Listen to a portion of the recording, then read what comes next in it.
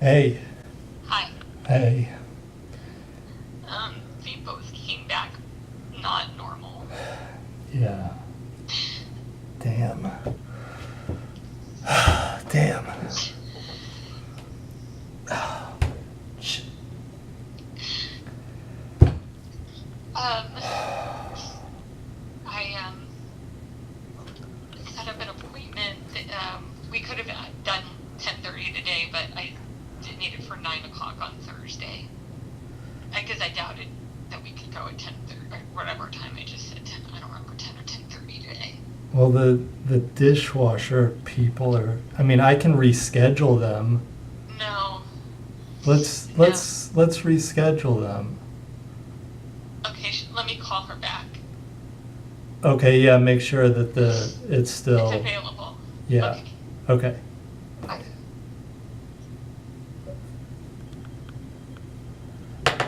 Damn.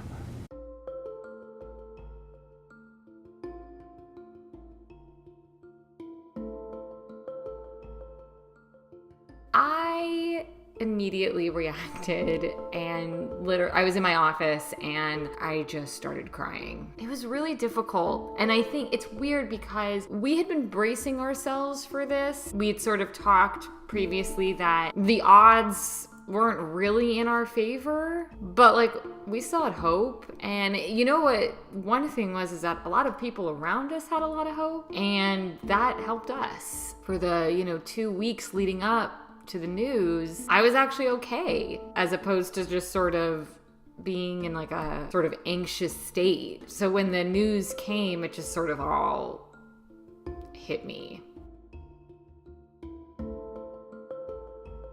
We went and we met with the doctor, and we found out that one of the embryos had the chromosomal condition that I pass on, and it had an age-related problem. The second one did not have my chromosomal condition, but had an age-related issue, and therefore was no longer viable. I sort of felt like this is the worst news, because we have spent 3 years trying to combat this chromosomal issue, and we've succeeded through IVF, but it has been hard. That's why we had to do 3 rounds of egg retrievals prior to my 3rd pregnancy. It has been the biggest hurdle that we have tried to beat, and then we finally beat it on one of the embryos, and it still wasn't good. And there is nothing I can do about the eggs I was born with, and there is nothing I can do about my age. And I think the frustrating or just really hard to sort of reconcile part is I'm not old, like at all, but yet my eggs are. So when we got the news, it was a punch in the gut because we had like defeated our biggest foe and now have a new one that we have to deal with. Typically, I've been able through like all of these process, like, I'll go back to work and I can compartmentalize. I'm very good at that. But I could not get my stuff together. So I ended up going home and just like really having it out on the couch. I was also listening to Shallow from A Star Is Born. So there's also partly that could have been due to it. I'm not 100% positive entirely where all the crying was coming from. We could chalk it up to that. No, it was just an emotional day, and the emotions were compounded after, from also talking to our doctor. The reality is they don't know if these recent results are going to be our standard going forward, or if it just sort of was this round. There's no way to tell. And I think that's sort of like the thing with fertility medicine is it's obviously come a really far way, but there's still so much that's unknown. So, we've been discussing our options about moving forward. Again, we obviously have the one frozen embryo left, but this gives you pause because, again, first of all, there's no guarantee that embryo is going to produce a live baby. And 2, if I'm starting to get more age-related problems now, well, I'm only aging. So there's no Benjamin Button in this story.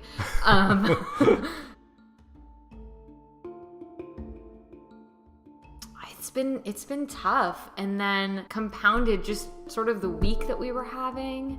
It was our anniversary, which was great. But it was also on Friday was the day I was supposed to have the twins. It wasn't their due date. It was their 36 weeks, which is when I was going to have them. And so this week has just been a little emotional and anxiety inducing. And tomorrow's Mother's Day. And tomorrow is Mother's Day. Another Mother's Day is passing. And unfortunately, we don't have any living children.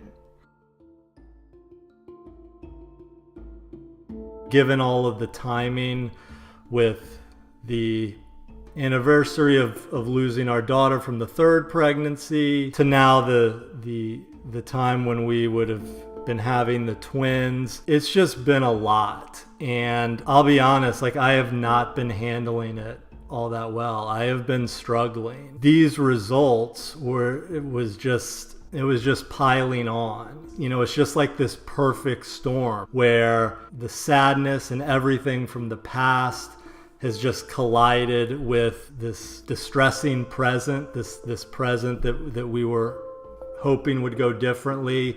And then even looking toward the future, it just kind of feels, I think for the first time for me, it feels a little more uncertain. All along, I've really felt, yes, everything that we've gone through has sucked, but I've always believed it was going to work out.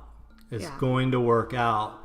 And I think that this was really the first time where I started to have some doubts. You know, in the last video that I did by myself, I talked about trying to stay present and not drowning in the past and getting overwhelmed by the future. And right now I'm not doing a good job of that. I'm not doing a good job of following my own advice. I echo a lot of what he's feeling. For the first time, because no one can tell us that our last embryo will result in a child, for the first time, it has sort of felt like the window is still open for sure, but like maybe it's starting to close. Not quickly or anything like that, but that this world of possibility that we thought was open seems a little bit smaller today.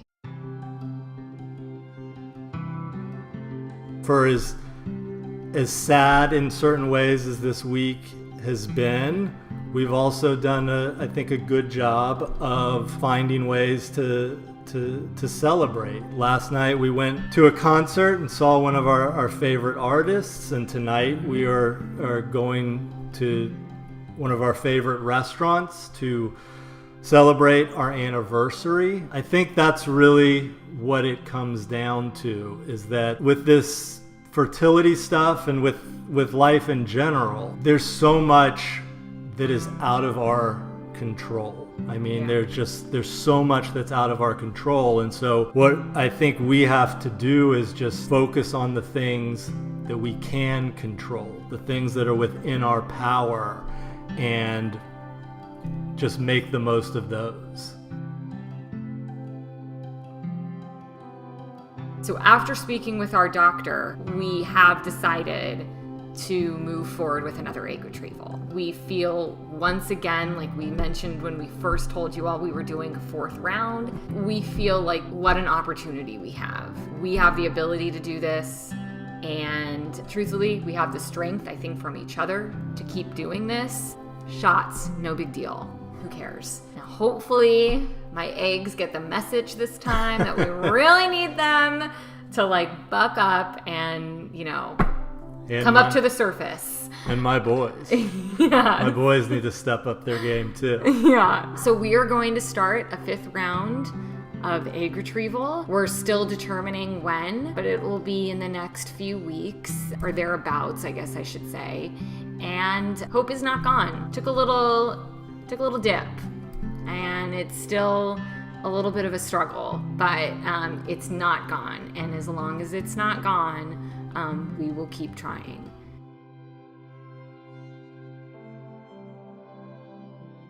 So here's to the fifth round. High five for 5.